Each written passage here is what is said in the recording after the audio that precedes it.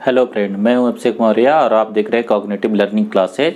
और इस cognitive learning classes में आजकल जो हम लोग लेक्चर सीरीज एक नए स्टार्ट किए हुए हैं, पॉलिटी का लेक्चर सीरीज, जिसमें मैं आपको पॉलिटी के कॉन्सेप्ट को समझाने की कोशिश कर रहा हूं। जो पिछला लेक्चर था उसमें हमने डिस्कस किया था preamble of the Indian constitution. तो मैंने प्रीएम्बल को कैसे, प्रीएम्बल में कौन कौन से प्रिंसिपल इन्वॉल्व हैं और प्रीएम्बल हमें क्या बताता है, उसका क्या इम्पोर्टेंस है, वो चीज़ें मैंने आपको समझाई थी जो पिछला लेक्चर था। आज के लेक्चर में हम जो है एक ज़्यादा जनरलाइज वे में एक ज़्यादा जो है इम्पोर्टेंट क्वेश्चन को यहाँ पे रख रहे हैं, कॉन्स्टिट्यूशन व्हाई एंड हाउ।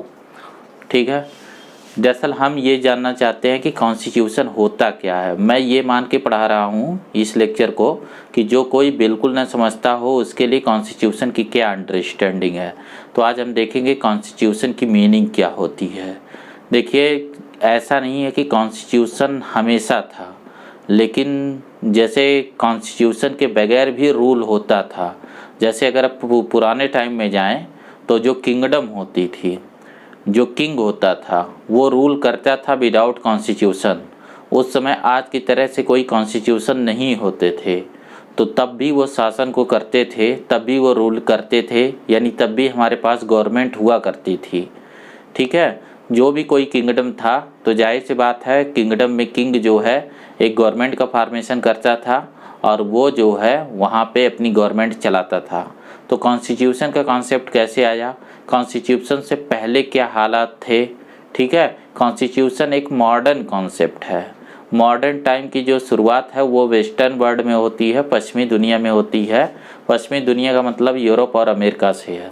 ठीक है, तो जो मॉडर्न बेस्ड है वहाँ पे क्या हुए कि वहाँ पे सोसाइटी में एक बहुत बड़ा चेंज आया, जिसे हम मॉडर्निटी थ्योरी बोलते हैं, मॉडर्न पॉइंट ऑफ व्यू बोलते हैं। मॉडर्निटी थ्योरी एक फ़िलासफ़ी है। फ़िलासफ़ी का मतलब होता है दुनिया को देखने का नज़रिया। ठीक है, तो जो दुनिया को देखने का नज़रिया था, जो फिलोसफिकल चेंज हो रहे थे, उसे हम बोलते हैं मॉडर्निटी। उसमें से एक कॉन्सेप्ट है कॉन्स्टिट्यूशन के थ्रू गवर्न करना। मतलब अब जो रूलिंग होगी थ्रू कॉन्स्टिट्यूशन होगी। तो इससे पहले क्या थी, जैसे देखिए उसे मैं थोड़ा आपको बताऊं तब इस पे हम चलते हैं। जैसे देखिए, एक्चुअल में जब कोई एक किंग होता था जिसकी एक किंगडम होती थी, ये किंगडम ही इसका स्टेट था। ठीक है, ये किंगडम ही स्टेट था। तो किंग जो है इस स्टेट पे रूल करता था, क्योंकि यहाँ पे एक थ्योरी थी जिसे बोलते हैं डिवाइन रूल थ्योरी। ठीक है, डिवाइन रूल थ्योरी। ये थ्योरी क्या है इसे मैं समझाता हूँ। एक्चुअल में क्या था कि किंग जो है स्टेट पे रूल करता था और नीचे जो लोग होते थे वो तो सब्जेक्ट, सिटीजन नहीं, सब्जेक्ट, जिसे हिंदी में प्रजा बोलते हैं। इसका मतलब है जो लोग थे, जो पीपल थे, वो विदाउट एनी राइट थे। इनके पास कोई राइट नहीं था। ठीक है, राइट वाले कॉन्सेप्ट ही नहीं थे।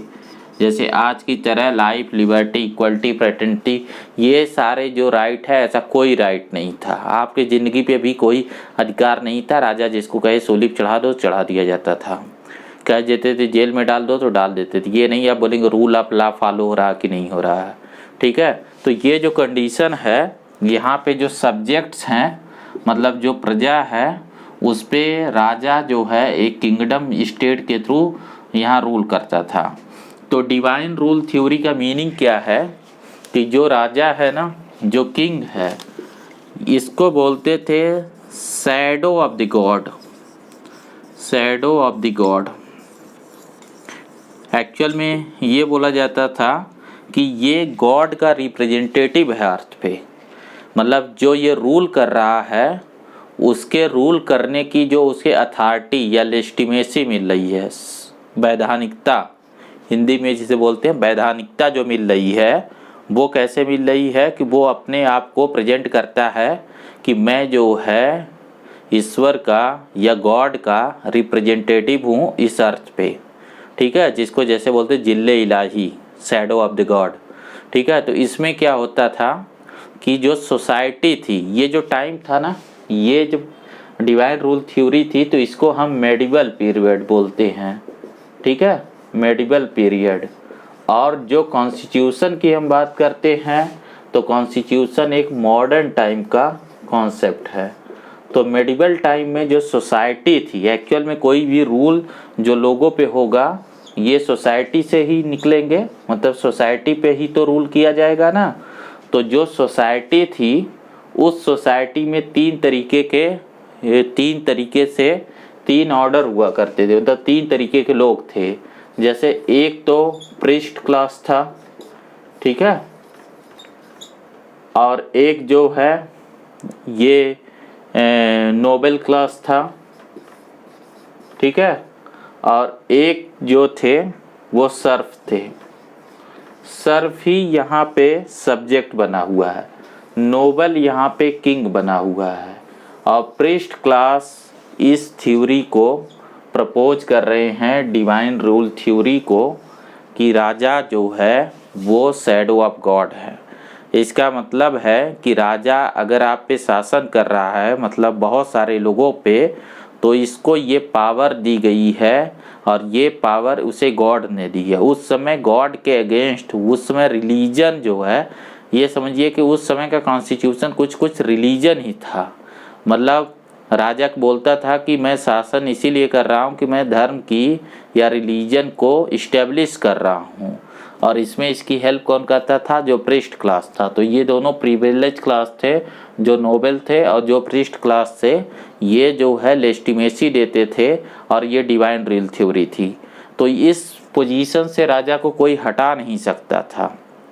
ये एक एब्सोल्यूट निरंकुश राजा होता था, एब्सोल्यूट मोनार्क होता था, ठीक है। तो इसको इस पोजीशन से कोई हटा नहीं सकता था, कोई दूसरा ही नोबल क्लास इसे हटा सकता था थ्रू द वार। और जब तक ये नहीं होता था तब तक ये जो है यहाँ शासन कर रहा होता है। अब जब ये शासन कर रहा है, जब ये रूलिंग कर रहा है किंग, तो किंग की रूलिंग किस चीज़ पे बेस है? कुछ तो इन प्रिस्टली क्लास के एडवाइस पे बेस है, और बाकी उसके अपने डिस्क्रिशन पे, अपने विवेक पे है। वो चाहे जैसा शासन करे, अच्छा करे, बुरा करे, चाहे जैसा करे। पब्लिक के पास कोई राइट नहीं थी, पब्लिक अपने राजा को हटा नहीं सकती थी, क्योंकि ये एक बाइंडिंग थ्योरी थी, एक डिवाइन रूल थ्योरी जो है। अब डिवाइन रूल थ्योरी का इंटरप्रिटेशन कौन कर रहे थे? Priest class. और प्रीस्ट क्लास ये इंटरप्रिटेशन कैसे कर रहे थे? रिलीजन से। ये रिलीजन को बेस बनाते थे कि रिलीजन जो है इस राजा के डायनेस्टी को, रूलिंग क्लास को चूज किए हुए है। अब रिलीजन के अगेंस्ट ये सब्जेक्ट नहीं जा पाता था, तो इसलिए राजा को हटाया नहीं जा सकता था। जबकि जब आप कॉन्स्टिट्यूशन पढ़ने जा रहे हैं, हम कॉन्स्टिट्यूशन के बारे में पढ़ने जा रहे हैं, तो कॉन्स्टिट्यूशन का मतलब होता है एक तरीके का सोशल कॉन्ट्रैक्ट। अब देखिए होता क्या है कि 16-17 सेंचुरी में, 16-17 सेंचुरी में यूरोप में, 17 और 18 सेंचुरी में, 16, 17, 18 सेंचुरी में यूरोप में कुछ फिलोसफर हुए। जैसे एक हुआ हॉब्स, लॉक एंड रूसो। इन्होंने एक थ्योरी प्रेस की जिसे हम बोलते हैं सोशल कॉन्ट्रैक्ट थ्योरी। उन्होंने इस डिवाइन रूल थ्योरी को डिस्कार्ड कर दिया। अब सोशल कॉन्ट्रैक्ट थ्योरी क्या है उसे हम समझते हैं, क्योंकि हमारा जो कॉन्स्टिट्यूशन है, जिसे आज हम कॉन्स्टिट्यूशन के बेसिस पे जो रूल कर रहे हैं, तो हम कॉन्स्टिट्यूशन को भी एक तरीके का सोशल कॉन्ट्रैक्ट बोलते हैं।